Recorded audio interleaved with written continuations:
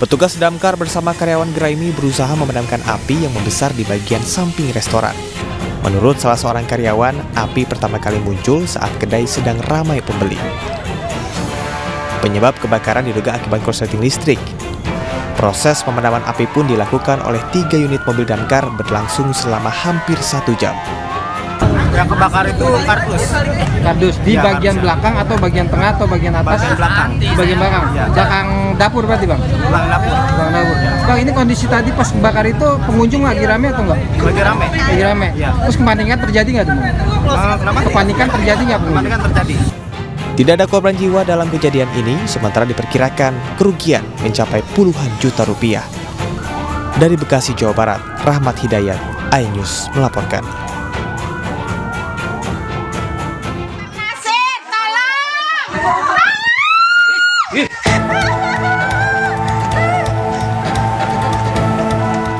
Kebakaran melanda satu unit rumah 2 lantai di kawasan Kalideres, Jakarta Barat.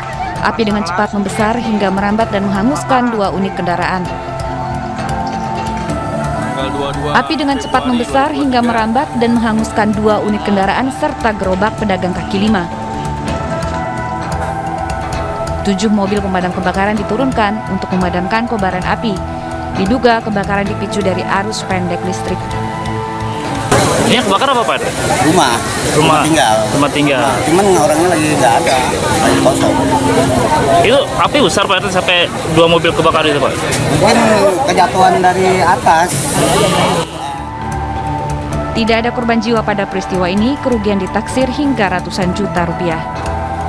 Dari Jakarta, Miftahul Gani, iNews melaporkan.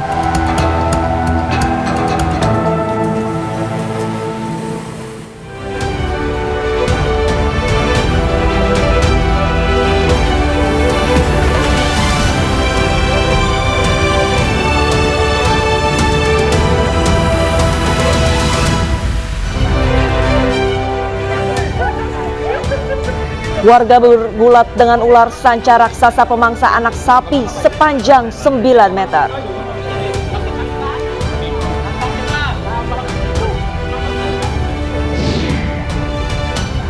Anak pejabat pajak jadi tersangka penganiayaan remaja hingga koma.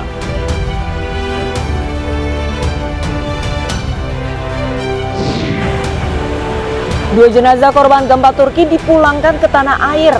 Menko PMK Muhadjir Effendi menjadi imam sholat jenazah Irma Lestari.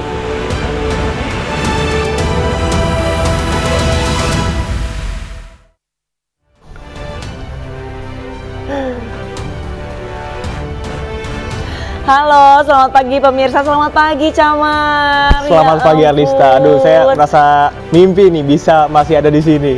Dari Turki baru landing kemarin ya? Baru landing kemarin jam 6 sore, kemudian tidur 15 jam biar gak jet lag dan menyapa pemirsa semua. Terus gimana kesan-kesannya di Turki kemarin? Pengalaman yang luar biasa, Lista, karena di sana kita bisa melihat bagaimana gigihnya masyarakat Turki dan tetap bisa percaya kepada Tuhan bahwa semua keajaiban masih bisa terjadi.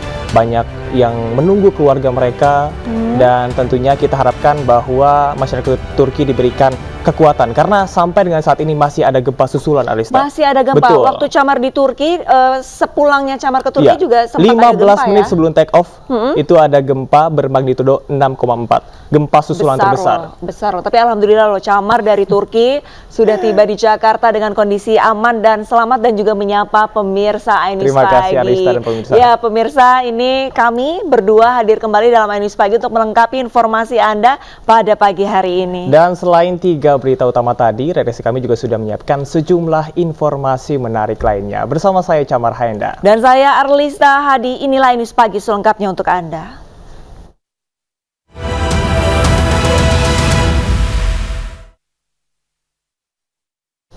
Kita ke informasi pertama pemirsa, aksi kejar-kejaran hingga nekat melawan petugas mewarnai razia premanisme yang digelar petugas Satuan Reserse Kriminal Polres Metro Jakarta Pusat di kawasan Pasar Tanah Abang, Jakarta.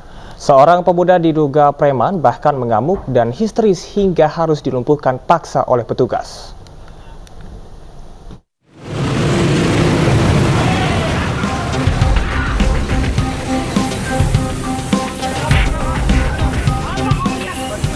Petugas kepolisian harus berlari kencang untuk bisa membekuk sejumlah preman yang mencoba melarikan diri saat akan diamankan di kawasan Pasar F Tanah Abang, Jakarta Pusat. Dua pemuda diduga preman bahkan berusaha melawan petugas saat digiring petugas. Akibatnya tindakan tegas harus dilakukan petugas agar amukan keduanya tidak semakin menjadi. Saya melihat orang yang di situ parkir. Demi Allah. Emang enggak. Yang parkir siapa? Lihat yang parkir itu ada di sono. Siapa namanya? Ada lihat yang parkir dari sono. Siapa namanya? Capek nanya. Siapa namanya yang parkir? Ada di saung situ. Siapa namanya? Razia preman sengaja dilakukan petugas Satreskrim Polres Metro Jakarta Pusat menyusul maraknya aksi pemerasan terhadap para pengendara mobil dengan dalih uang retribusi. Dari Jakarta, Randi Sanjaya, iNews melaporkan. Kita beralih ke informasi selanjutnya. Pemirsa, anak pejabat pajak Mario Dandi Satrio jadi tersangka penganiayaan anak pengurus GP Ansor bernama David. Pelaku dikenal sering pamer kendaraan mewah di media sosialnya.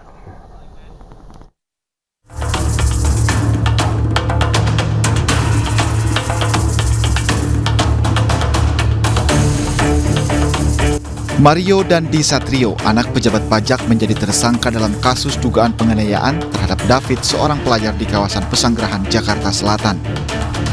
Kapolres Metro Jakarta Selatan Kombes Pol Ade Arisam Indradi mengatakan peristiwa penganiayaan berawal dari teman pelaku yang mengaku mendapatkan perbuatan tidak menyenangkan dari korban. Bersama temannya, pelaku kemudian mendatangi korban yang berada di rumah temannya di kawasan Pesanggerahan dengan mengendarai mobil mewah.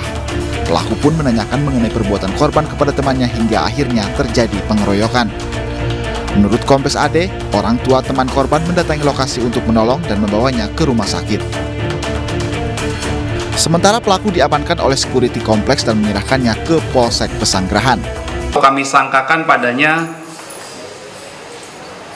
pasal 76C Junto pasal 80 Undang-Undang Nomor 35 Tahun 2014 tentang perubahan atas Undang-Undang RI Nomor 23 Tahun 2002 tentang perlindungan anak dengan ancaman pidana maksimal 5 tahun.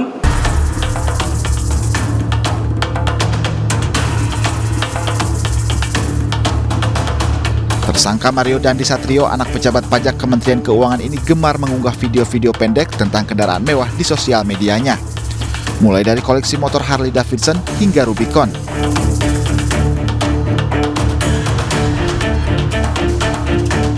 Mario Dandi juga kerap melakukan freestyle di jalanan.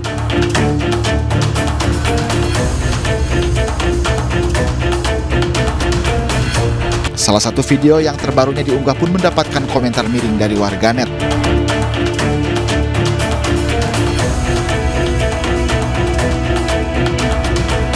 Aksi kekerasan yang dilakukan anak pejabat pajak ini juga mendapat komentar dari Menteri Keuangan Sri Mulyani.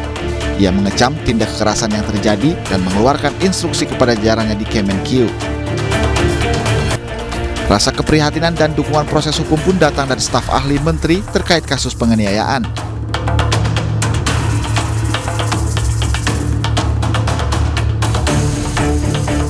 Dirjen Pajak dalam holding statementnya akan menindaklanjuti informasi yang disampaikan masyarakat, termasuk informasi kepemilikan harta pegawai yang bersangkutan yang mencapai puluhan miliar rupiah.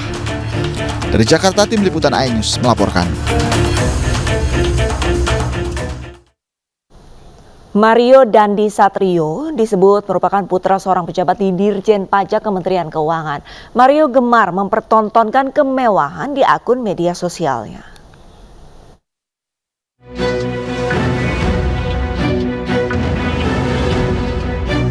Mario Dandi Satrio, pelaku pengeroyokan di Pesanggerahan, Jakarta Selatan, sudah ditahan dan ditetapkan sebagai tersangka. Mario merupakan putra seorang pejabat Direktorat Jenderal Pajak Kementerian Keuangan. Berdasarkan informasi, Mario Dandi Satrio merupakan putra dari Kepala Bagian Umum Kanwil DJP Jakarta II, Rafael Alun Trisambodo. Mario gemar mempertontonkan kemewahan di akun media sosialnya. Mulai dari koleksi motor Harley Davidson hingga mobil Rubicon. Akun @mariodandis memiliki 9 ribuan pengikut. Salah satu video yang terbaru diunggahnya pun mendapatkan komentar miring dari warganet. Bagaimana anak abdi negara bisa memiliki harta melimpah? Dalam laporan harta kekayaan penyelenggara negara LHKPN KPK, ayah Mario, Rafael Alun Trisambodo, memiliki harta kekayaan mencapai 56 miliar rupiah lebih. Sebagian besar harta kekayaan merupakan tanah dan bangunan. Rafael punya 11 aset tanah dan bangunan senilai 51 miliar rupiah lebih. Selain tanah dan bangunan, Rafael juga punya 2 unit mobil senilai 425 juta. Tidak tercatat mobil Rubicon yang digunakan putranya. Rafael juga memiliki harta bergerak senilai 420 juta rupiah, surat berharga 1,55 miliar rupiah, kas dan setara kas 1,34 miliar, serta harta lain senilai 419 juta rupiah. Sementara itu, jika ditelisik penghasilan ASN Eselon 2 Dirjen Pajak berdasarkan PP 15 tahun 2019, gaji Eselon 2 berkisar 3,3 sampai 3,8 juta rupiah. Sementara untuk tunjangan, berdasarkan Perpres 37/2015 berkisar antara 56 juta hingga 81 juta rupiah. Tim Liputan iNews melaporkan. Kementerian Keuangan mengecam keras tindakan kekerasan dari anak salah satu pegawai Dirjen Pajak. Berikut pernyataan pihak Kementerian Keuangan. Keuangan mengecam keras tindak kekerasan yang dilakukan oleh anak dari salah satu pegawai Dirjen Pajak. Kami menyatakan prihatin, berempati kepada korban, dan memastikan Kementerian Keuangan juga mengecam sikap pamer harta, termasuk gaya hidup mewah yang ditampilkan sehingga bertentangan dengan prinsip integritas di Kementerian Keuangan. Kita beralih ke informasi lain pemirsa, pria pelaku pelecehan seksual di dalam bus Transjakarta rute Monas Pulau Gadung yang viral di media sosial akhirnya ditangkap. Pelaku merupakan pria berusia 56 tahun yang menumpang bus Transjakarta menggunakan kartu akses milik anggota Polri yang dicurinya.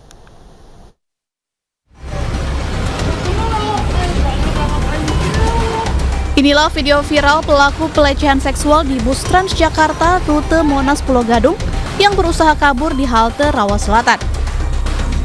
Pelaku berusaha kabur lantaran aksinya diketahui korban yang meminta tolong penumpang lain dan petugas halte. Setelah videonya viral, Subdit Renakta Ditreskrimum akhirnya menangkap pelaku berinisial M yang berusia 56 tahun, yang merupakan pekerja harian lepas di pos polisi Tambora, Jakarta Barat.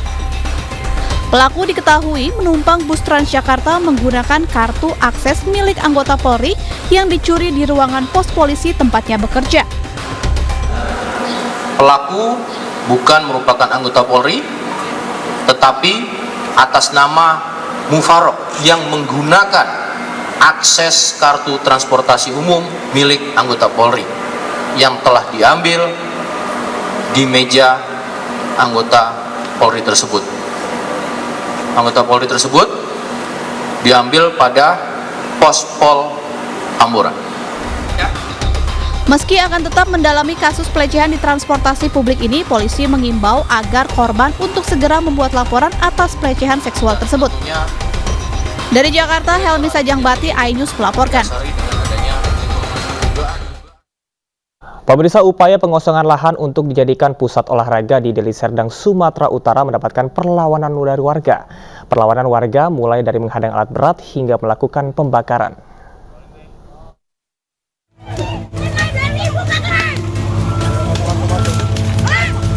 Suasana memanas terjadi saat warga penggarap lahan eks perkebunan Nusantara 2 menghadang petugas di Jalan Arteri Bandara Kuala Namu, Batangkuis, Deli Serdang, Sumatera Utara.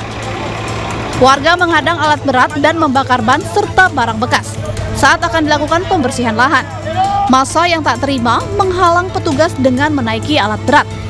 Suasana sempat kembali memanas saat warga berhadapan langsung dengan petugas. Warga mengaku sempat diberitahu rencana pembersihan lahan. Sebelumnya memang ada pemberitahuan surat pertama, Pak. Cuman ya surat kedua belum ada. Cuman beginilah terjadi, Pak.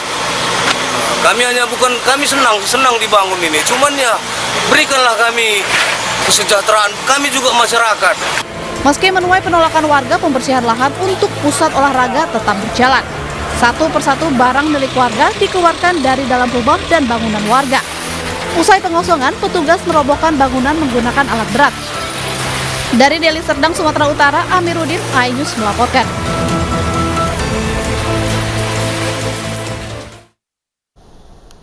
Tergiur keuntungan bagi hasil dengan jaminan gadai SK, ratusan pegawai negeri sipil di Jakarta tertipu investasi bodong. Para korban berharap uang mereka bisa segera dikembalikan.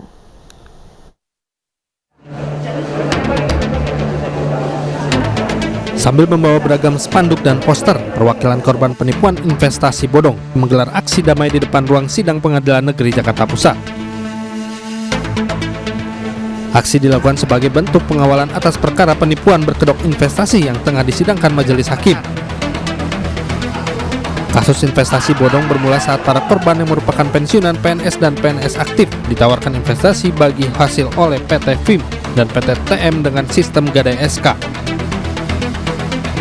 Namun sementara mereka tergiur dan menggadaikan SK, pihak PT FIM justru tidak memberikan apa yang dijanjikan kepada para korban, yaitu investasi bagi hasil. Diduga kalau di Jakarta ada kurang lebih 300 orang, dan juga korbannya itu bukan hanya di Jakarta, ada di Pulau Seribu, ada di Sukabumi, ada di Bogor, ada di Bekasi, ada di Bandung, dan itu ada di Subang, dan itu hampir semua daerah Pulau Jawa itu kebanyakan adalah 90% PNS, guru aktif dan pensiunan guru. Mereka berharap majelis hakim dapat memberikan vonis berat kepada terdakwa dan memberikan uang ganti rugi kepada para korban. Dari Jakarta, Ranis Tun Sanjaya, iNews melaporkan.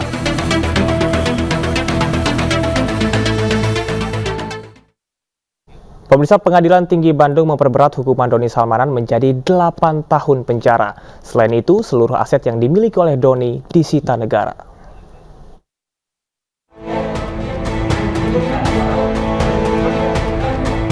Masih ingatkah dengan kasus investasi opsi binder Quotex dengan terdakwa Doni Salmanan? Dalam sidang banding di Pengadilan Tinggi Bandung, majelis hakim mempererat hukuman Doni Salmanan menjadi 8 tahun penjara dari sebelumnya 4 tahun penjara. Ex Crazy Rich Bandung ini terbukti menyebarkan berita bohong dan menyesatkan yang mengakibatkan kerugian konsumen dalam transaksi elektronik dan pencucian uang, sehingga seluruh aset yang dimiliki Doni Salmanan disita negara. Aset yang disita berupa barang mewah, kendaraan mewah, uang tunai, dan rumah mewah yang dimiliki Doni. Tidak tinggal diam, Doni Salmanan bakal mengajukan kasasi setelah hukumannya diperberat menjadi 8 tahun penjara dan denda 1 miliar rupiah. Doni Salmanan pun diberikan waktu selama 14 hari untuk mengajukan kasasi. Tim Liputan iNews melaporkan.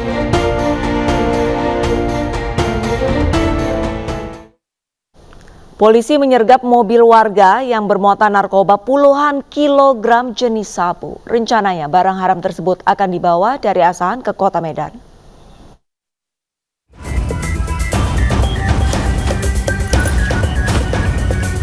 Sat Narkoba Polres Asahan berhasil menggagalkan penyelundupan peredaran narkoba jenis sabu seberat 50 kg di Jalan Lintas Sei, Jawi-Jawi, Asahan, Sumatera Utara. Satu unit mobil pribadi milik SS, warga Kabupaten Batubara, disergap petugas pada Selasa pekan lalu. Dari dalam mobil tersebut ditemukan tas dan 50 bungkusan teh plastik yang berisi sabu. Diketahui operasi ini dilakukan atas adanya laporan warga terkait transaksi narkoba jaringan internasional. Saat ditangkap, tersangka tengah menjemput barang narkotika yang telah dibuang dan akan membawanya ke Kota Medan. Barang tersebut dibuang dan akhirnya setelah dibuang petugas menunggu, yang kemudian beberapa jam kemudian tersangka mengambil barang tersebut, dan setelah diambil oleh tersangka barulah kita lakukan penangkapan terhadap tersangka. Tersangka mengaku sudah 6 kali membawa sabu dengan upah 2,5 juta rupiah. per bungkus. Kini petugas terus melakukan pengembangan terhadap kasus penyelundupan narkoba. Sementara itu, akibat perbuatannya tersangka terancam hukuman maksimal seumur hidup atau mati. Dari Asahan, Sumatera Utara, Ulil Amri, iNews melaporkan. Kita beralih ke kasus pembunuhan Brigadir J. Pemirsa, setelah jalani sidang kode etik, Barada Richard Eliezer diputuskan dapat kembali bertugas di Polri. Namun Eliezer disanksi demosi 1 tahun. Dalam sidang kode etik Polri yang digelar lebih dari 7 jam, Barada Richard Eliezer dinyatakan melanggar kode etik Polri terkait kasus pembunuhan berencana terhadap Brigadir Yosua. Namun sejumlah hal menjadi pertimbangan dan memutuskan Richard Eliezer tetap bertugas di Polri. Barada Richard Eliezer diberi sanksi diantaranya demosi selama 1 tahun. Polri juga memastikan keamanan Eliezer akan terjamin.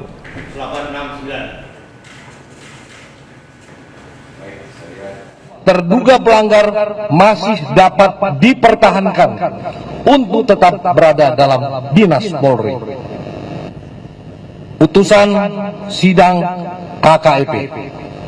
A. Sanksi bersifat etika, yaitu perilaku pelanggar dinyatakan sebagai perbuatan tercela. B. Kewajiban pelanggar meminta maaf secara